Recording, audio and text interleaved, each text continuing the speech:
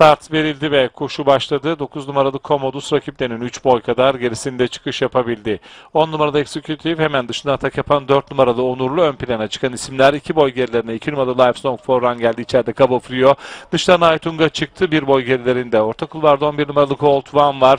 Dışına doğru 5 numaralı Brave Grey geldi. Onların içinde 7 numaralı Gold Angel. 1 boy gerisinde 1 numaralı Elvi. Daha sonra 3 numaralı Like a Star. Son sırada 9 numaralı Commodus. Sırasıyla 1600 metre start yeri geçildi.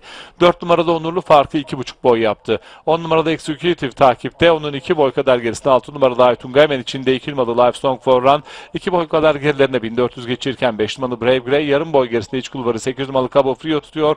10 yanına doğru Gold One gelmeye çalışıyor. Dışına doğru da 3 numaralı Like a Star çıkmaya çalışıyor. Koşuda 1200 metre start yeri geçilirken 4 numaralı Onurlu aradaki farkı 8-9 boya kadar çıkardı.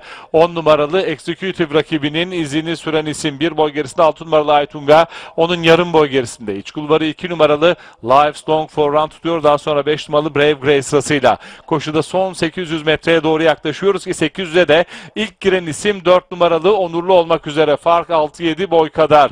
İkincilikte iç kulvarda 10 numaralı Executive hemen dışında 6 numaralı Aytunga takipte. 2 boy gerilerinde 5 numaralı Brave Grey hemen içinde 2 numaralı Livestock for Run. 2 boy gerilerinde 8 numaralı Cabo Frio sırasıyla son 600'e doğru yaklaşıyoruz. 4 numarada Onurlu'nun liderliği. 600'e girildiğinde de sürüyor fark 5-6 boy. 6 numarada Aytunga ikincilikte. Düzlüğe 4 numarada Onurlu rakiplerinin önünde çıktı. Son 400 metreye doğru yaklaştırırken pistin biraz ortasında 4 numaralı Onurlu rakiplerinin 5 boy kadar önünde. 6 numaralı Aytunga'nın dışarıdan 5 numaralı Brave Grey'in gerilerden 8 numaralı Cabo Frio'nun içeriden 10 numaralı Executive'in gayretleri var. Koşuda son 200 metreye doğru yaklaşıyoruz. 4 numarada Onurlu liderliğini sürdürüyor. Fark 3-4 boy kadar. 6 numarada Aytunga'nın içeriden 10 numaralı Executive'in gayretleri var ama koşuda son 100 metreye doğru 4 numarada Onurlu liderliğini sürdürüyor. Son yüzde fark yeniden 4 boy. Koşuda son 50'yi de rakiplerinin önünde geçen 4 numaralı Onurlu koşuyu kazanıyor.